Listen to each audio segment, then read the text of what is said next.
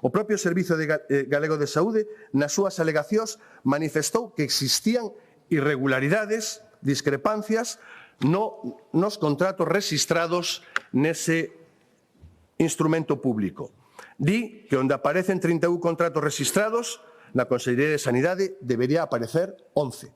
Din que nos servizos centrais do Sergas, onde aparecen 105 contratos rexistrados, deberían aparecer 65. É unha realidade que non podemos tampouco mirar por outro lado que os contratos de emerxencia realizados durante a pandemia polo Sergas e por outras institucións do sector público autonómico galego non foi transparente. Houbo moitas deficiencias e irregularidades e non se seguiron os requisitos da contratación de emerxencia que exixía a Lei de Contratos do Sector Público.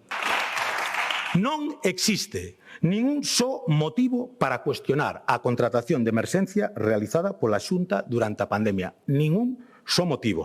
De feito, se existisen sospeitas de algún ilícito, teríase activado o protocolo que asinaron o Consello de Contas e a Fiscalía, que obliga a que se teñen coñecemento de algunha ilegalidade o poñan directamente en coñecemento da Fiscalía para que este investigue. Iso simplemente non sucedeu, porque non aparece ningún tipo de indicación nese sentido.